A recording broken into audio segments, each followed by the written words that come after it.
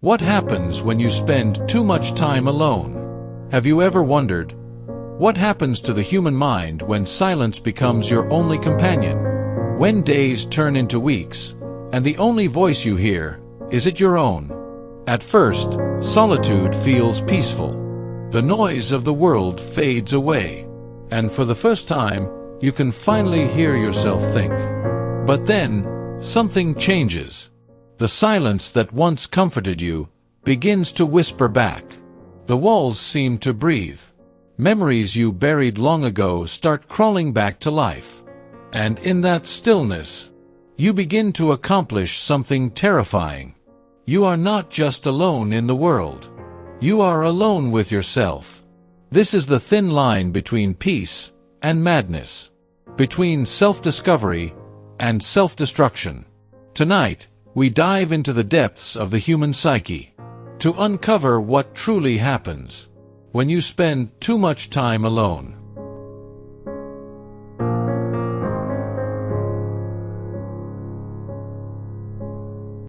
The silence of Elias. Elias had always lived surrounded by noise, the constant hum of the city, the chatter of strangers, the rhythm of footsteps echoing through concrete streets. But the older he grew, the more that noise began to sound like chaos. Every horn, every conversation, every flashing screen felt like a storm in his head. One day, without telling anyone, Elias decided to disappear. He sold his apartment, left his job, and drove until the city lights vanished in his rearview mirror. He found a small wooden house hidden deep in the mountains. No neighbors, no signals, no sounds but the wind and the rain. At first, it was paradise. The silence wrapped around him like a blanket. He could finally breathe. He woke up to the soft light of dawn, brewed coffee while watching the mist roll over the trees, and listened, really listened, to the world. For the first time in years, he could hear the subtle rhythm of his own heart, the ticking of the clock, the sound of rain hitting the window. It was peace. It was everything he thought he needed. But as the days turned into weeks, something subtle began to change.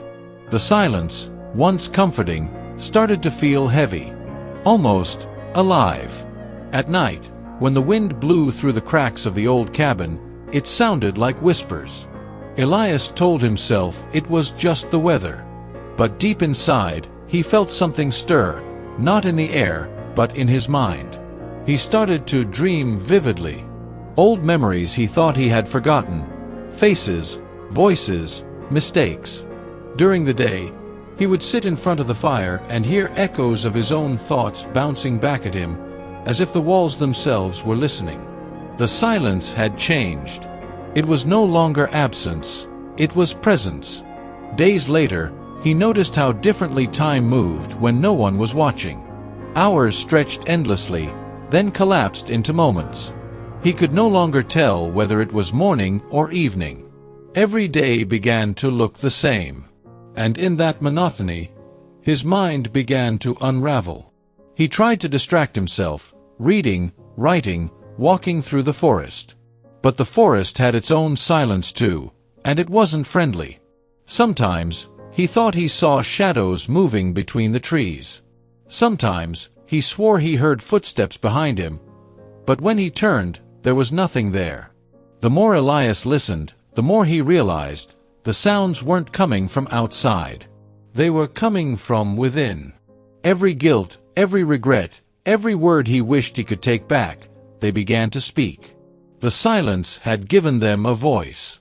He began to talk to himself out loud, just to fill the emptiness. At first, it was harmless. Then he started answering back.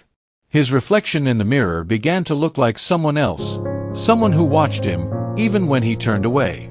The longer he stayed, the harder it became to remember who he was before all this.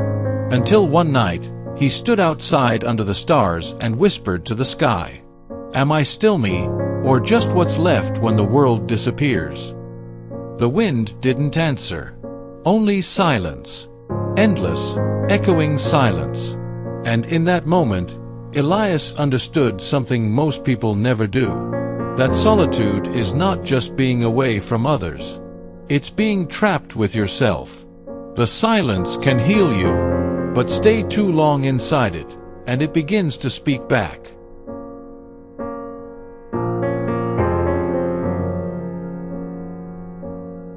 Solitude as the mirror of the soul. In the beginning, Elias thought the silence was his escape. But as the weeks went by, he realized it wasn't escape at all. It was confrontation. When the world outside disappears, there's only one world left, the one inside you. And that world has a voice. At first, it whispers. Small fragments of thoughts, harmless memories, random feelings. But then, like dust floating in a beam of light, the pieces start to form shapes. Faces, regrets, questions. In the city, Elias could drown those thoughts in noise, conversations, work, music, screens.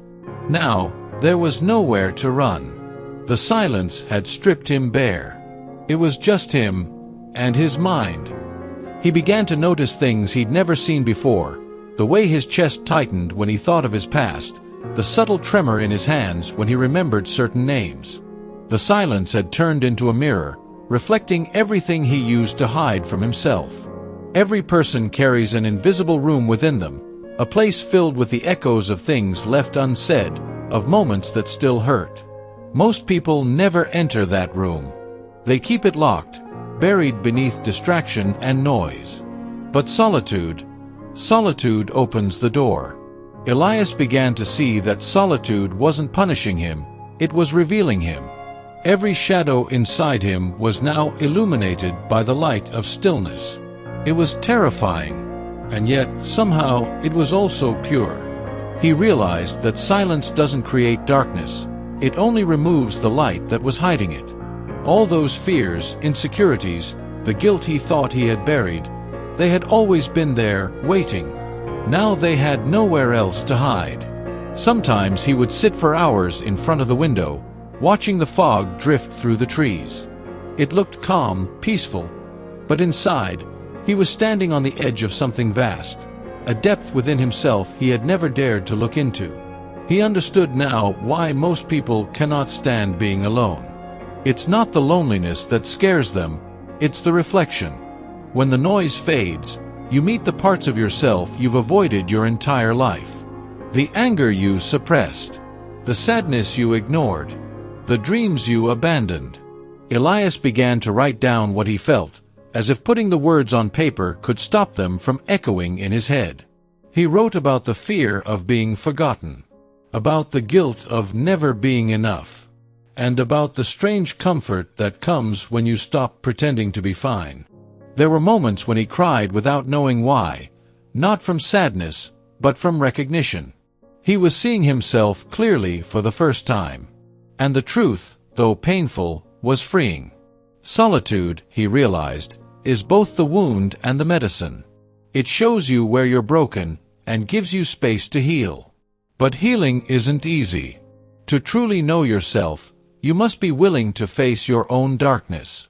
You must sit in the silence and listen, even when it hurts. As he watched the last light of the day fade behind the mountains, Elias whispered, "I see you now." He wasn't talking to the sky. He was talking to himself. Solitude doesn't destroy you. It only reveals what was already broken. The silence doesn't lie. It just stops you from lying to yourself.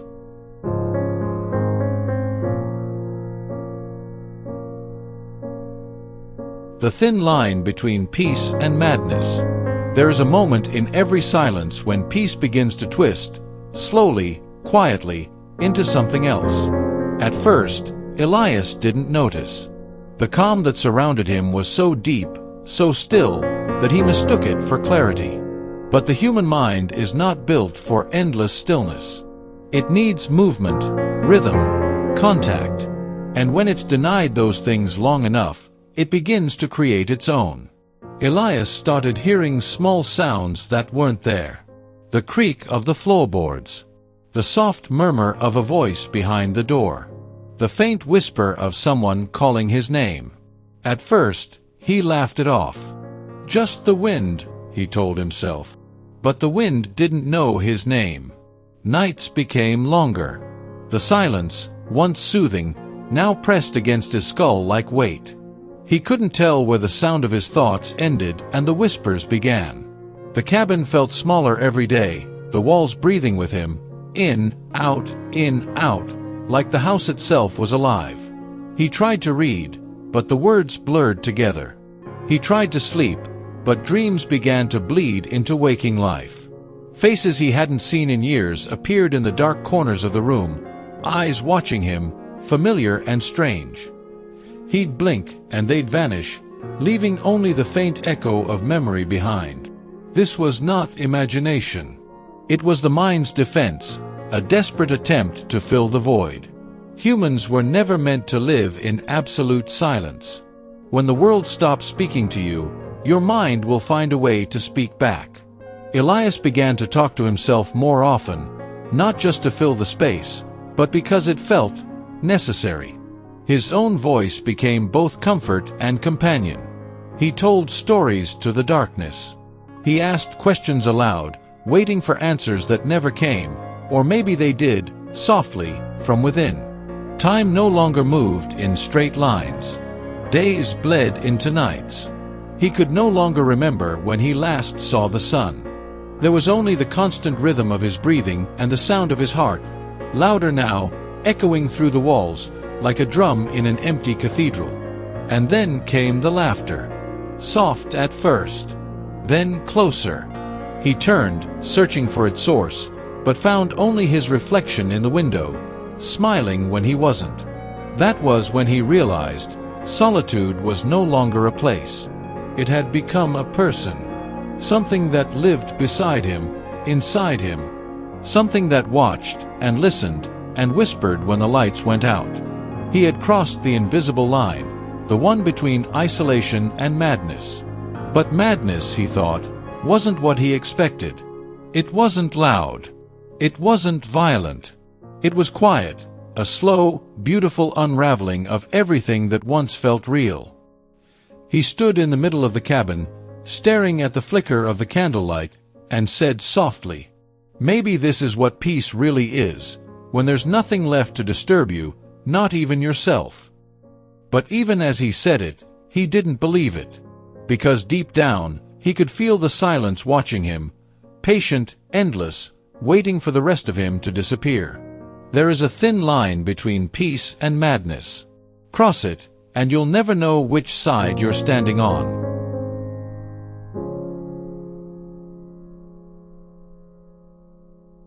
When solitude becomes identity. After months alone in the mountains, something inside Elias began to change. He no longer missed the city. He no longer missed anyone. The memories of faces, voices, laughter, all of it began to fade, like old photographs left in the sun. At first, this frightened him. But over time, that fear turned into something else, relief. It was easier not to care, easier not to feel. He told himself he had found peace. But peace built on emptiness is not peace at all, it is surrender. Elias began to believe he didn't need people anymore.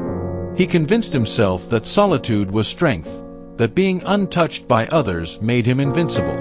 He started to wear his isolation like armor, like proof that he was above the chaos of the world. But what he didn't see was that the armor was turning into a cage. The longer he stayed alone, the harder it became to imagine life any other way. He forgot what warmth felt like, the warmth of a voice, a hand, a smile. And soon, even the thought of returning to people filled him with unease. He wasn't protecting himself anymore. He was hiding. Many do the same. They call it independence, when in truth it's fear. Fear of rejection, fear of being hurt again, fear of being seen too clearly. They build walls high enough to keep the world out, not realizing they've trapped themselves inside. Elias's solitude had become his identity. It was no longer a temporary state, it was who he was. And with every passing day, that identity consumed a little more of him. He began to speak less, even to himself. The sound of his own voice now felt strange, unfamiliar, like it belonged to someone else. He avoided mirrors. He didn't want to see what he had become. Sometimes, he would stare out the window for hours, watching the clouds move over the mountains. He wondered if the sky even noticed him anymore, or if he was slowly fading from existence. He thought of the people he once loved, the ones he left behind. But their faces were blurred now, their names quiet. He felt nothing. Not sorrow. Not longing. Just absence. And that was the most terrifying part. Not the pain of loneliness, but the comfort of it. He had learned to live without connection. He had learned to live without being human. One night, as he sat by the fire, he whispered into the stillness, "I don't think I belong anywhere anymore." The words sounded final, not a confession, but a surrender. He realized then that solitude can change form. It starts as refuge, then becomes a habit, then an identity. And once it becomes who you are, returning to the world feels like betrayal. Elias had mistaken isolation for freedom. He thought he had escaped the noise of the world. But in truth, he had only escaped himself. You were never meant to live entirely in silence. The voice inside him whispered, only to visit it and then return. Because the longer you stay hidden in solitude, the more it consumes you. Until one day, you no longer remember whether you chose to be alone, or whether the silence chose you.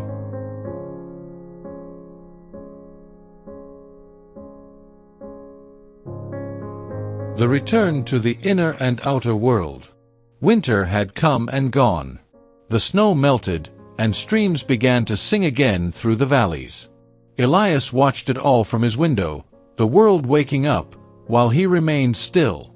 For months, he had lived in silence. He had learned its language, its weight, its beauty, and its danger. But something inside him began to stir again, something he hadn't felt in a long time, longing. Not for noise, not for cities, but for life. One morning, without planning it, he stepped outside and began to walk. The air was cold, sharp, real. He followed the trail down the mountain, through the trees he once feared, past the rivers he once ignored. Each step felt strange, almost sacred, as if the earth itself was reminding him he still existed. Hours later, he reached the edge of the small town he had left behind. The first sound he heard was a child laughing in the distance. It startled him. It was pure, alive. He stopped walking, and for a moment, tears welled in his eyes. Not from sadness, but from recognition. He had forgotten how beautiful connection could sound. Elias didn't rush back into the world. He simply stood there, breathing it in, the scent of bread from a nearby bakery, the faint chatter of people, the echo of footsteps on cobblestone. It was overwhelming. It was everything. He realized then that solitude had done what it was meant to do. It had stripped him bare, forced him to meet himself, to see both his shadow and his light. But solitude was never meant to be a destination. It was a bridge, a place to heal, not to stay. He finally understood. Silence teaches you who you are, but it's in connection that you learn who you can become. He walked into the town slowly, each step echoing like a heartbeat. He didn't speak to anyone at first. He just observed. Faces, voices, laughter, all so different from the stillness he'd lived in. And yet, somehow, he felt ready to return. Later that evening, as the sun dipped below the horizon, Elias sat on a bench and watched the golden light fade into shadow. He closed his eyes and smiled. Inside him, the silence was still there, calm, gentle, familiar. But now, it lived beside the sound of the world, not against it. He had found balance. Not in escaping life, but in returning to it with eyes open. He whispered quietly, almost to himself, I needed to lose the world to find myself, but I needed the world to remember who I am. The mountain behind him stood still, ancient, silent, a reminder of where he had been. The city before him glowed with light, a reminder of where he was going. Being alone teaches you. Being with others completes you. As night fell, Elias took a deep breath and walked toward the sound of life. He no longer feared the noise. He no longer feared the silence. He carried both within him now, the calm and the chaos, perfectly balanced. Solitude will show you who you are. But love, connection, will remind you that you're still human.